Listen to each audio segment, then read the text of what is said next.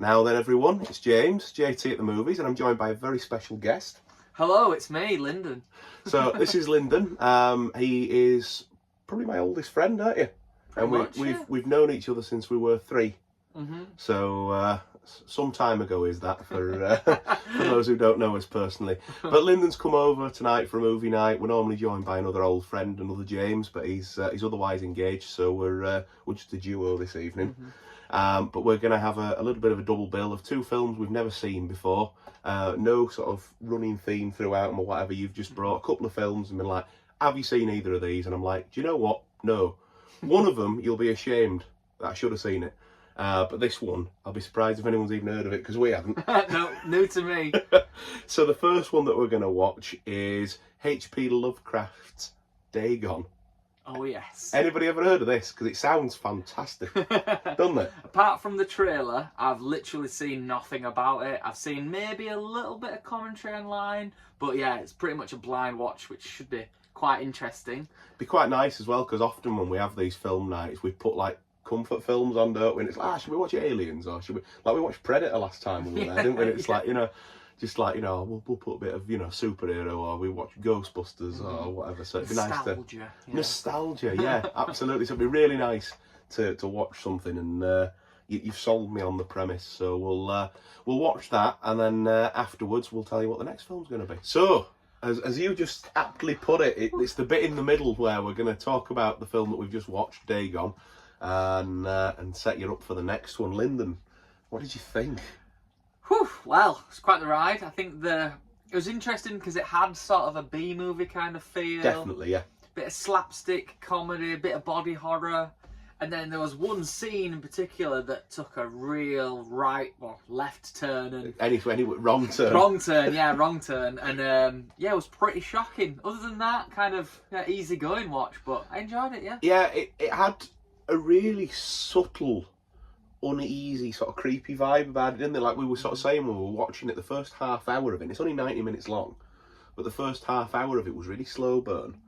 And like, sort of like, okay, so they're on this boat, and there's, they crash and whatever else. I'm not spoiling anything with that, but you sort of like get the sort of like, okay, well, there's obviously some uneasy tension, and then they meet some other players in the film, and you sort of like, okay, so are these guys to be trusted? And there's this sort of, you just don't know where it's going.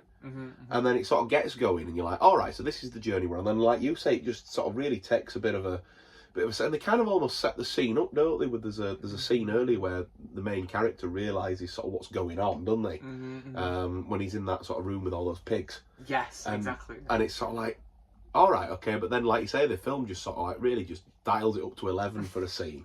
Yeah. And then the ending was almost laughable, wasn't it? But enjoyable. Enjoyable, yeah. I feel like sometimes with films like that, they put a little bit too much CGI in that's a little bit cheap, and it takes you away from the experience a little bit, but yeah, it doesn't detract from the film, but I would have maybe left a little bit out there. Yeah, leave it more to the imagination. I've always said this with like horror and sort of monster films, is the more you can leave to the audience imagination, the better you'll do, because just even with as good as like the CGI is on stuff like the Godzilla films that have just come out, and the Apes movies and whatever. No, they're not horror films, but like they're just as soon as you show everything, like the imagination's far scarier, isn't it? Definitely. Or far more creative, sort of thing, and it plays on you, especially with a horror movie, it plays on your fears, doesn't it? If you sort of like, you can't see what's there, you sort of lean into what scares you. Exactly that, yeah. But what would you rate this out of 10?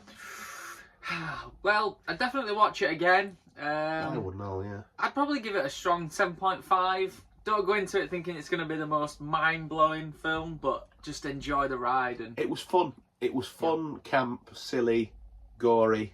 It had a good mix of everything you want from a horror film. I would say 7. Yeah, strong 7. Strong 7 out of 10 for me. So the next film that we're going to watch is in a bag down here, and we've not prepped this earlier, have we? We should have been ready. We should have been ready, but we're not. So we're going to watch from the David Lynch collection. This is the one I was saying earlier that, those of you in the YouTube movie community will be cross at me for not seeing. I did a video recently where I went round the room and picked out 10 films that I should have seen that I haven't seen. And the comments were hilarious. Like, you've never seen this? You've not seen that? How have you not seen? And like, it's completely fair, and I should be dragged over hot coals for it, and I think I'm going to be like marched out into the yard and shot when I say that I've not seen this. But we're going to watch Mulholland Drive.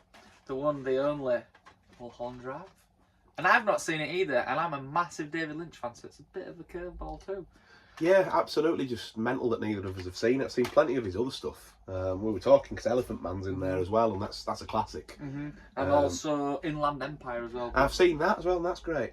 But not ever sat down to watch the other one. But it's just, I suppose, there's only so many hours in a day, isn't there, mate? Exactly. So we're gonna watch that, and we'll be back after that. So we've watched our second and final film for the evening, Mulholland Drive. A first time watch for both of us. Yeah, it was a pretty wild ride. Some very interesting twists and turns. I feel like I don't fully understand it the first time round. Yeah. It was everything I expected it to be, and it wasn't at the same time.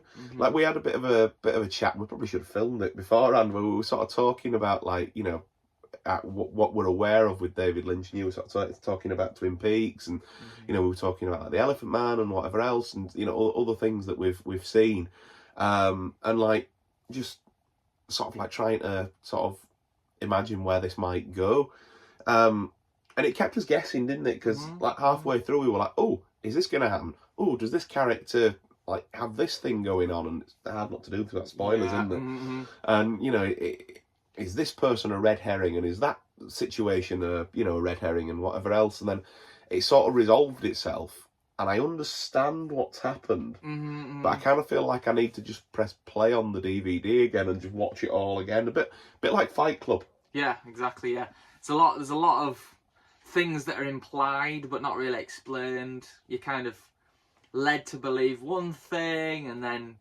yeah, it's quite interesting, the twists and turns, and I think it's really good in the way that it frames the characters, and the way that it builds up in a certain way is very interesting and very David Lynch. But yeah, definitely need another second watch to fully appreciate it, I think. Absolutely. I rated it though, mate.